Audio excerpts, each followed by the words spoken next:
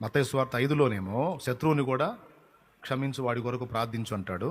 6వ అధ్యాయములో 14 ప్రభువు నేర్పిన ప్రార్థన అయిపోయిన తర్వాత, మా ఎడల అపరాధము చేసిన వారిని మేము క్షమించి ఉన్న ప్రకారం నీవు మా అపరాధములను క్షమించుము అని ఆ తర్వాత అంటాడు 15వ వచనంలో.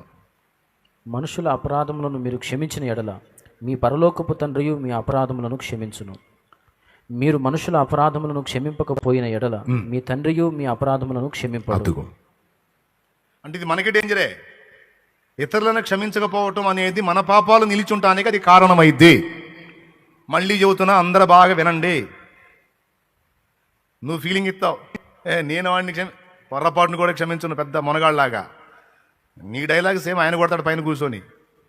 ఎరా నువ్వు క్షమించవా, నీ పాపాలు కూడా పొరపాటును కూడా క్షమించను, మొత్తం రాయండి, రైట్ లిస్ట్ అంతా రాయండి అంటాడు.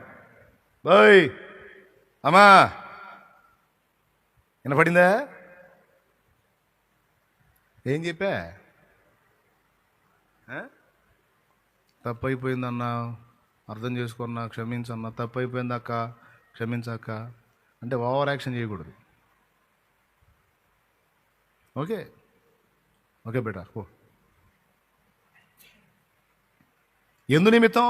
వాని క్షేమం కోసం. ప్లస్ ఎంత సెన్సిటివ్ పాయింటో చూడండి ఇది. అసలు ఇది మన మైండ్లో ఉంటుందా? ఎంత డేంజర్ ఉంది ఇక్కడని.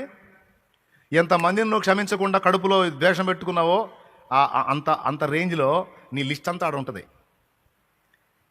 రేపు న్యాయపీఠ ముందు అవి కూడా వస్తాయి.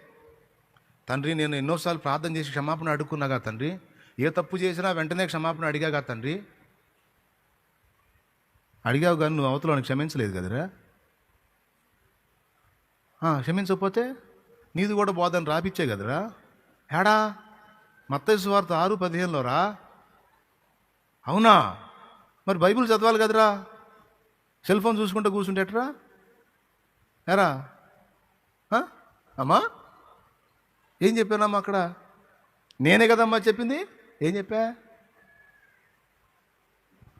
మన పాపములను మనం ఒప్పుకొనియడల ఆయన నమ్మదగిన వాడు, నీతిమంతుడు కనుక సమస్త దుర్నీతి నుండి ఆయన మనలను పవిత్రులుగా చేయనని ఉంది కదా. ఆ ఒక్క మొక్కే తీసుకున్నా తండ్రి. అందుకే నా పాపాలు మాత్రం ఎగబడి ఒప్పుకున్నాను ఆయన. ఒప్పుకున్నా కదా. మరి అవతలను క్షమించలేదు కదా, మరి ఆ మొక్క ఎందుకు తీసుకోవాలా? ఓహో, ఇది కూడా లెక్కలోకి వచ్చిందన్న సంగతి మనకు ఐడియా లేదులే ప్రభా. అట్లయితే అటు నిలబడక్కడ తెలుస్తా లెక్క. ఒక పాయింటే ఇంత సున్నితంగా ఉంది, ఇది ఇంత డేంజర్గా కూడా ఉంది. అందుకన్నాడు, మనం మోసపోద్దురా బాబు, జాగ్రత్తగా ఉండాలి అని. అందుకే క్షమించుటకు సిద్ధ మనస్సును ఎల్లప్పుడూ కలిగి ఉండాలి.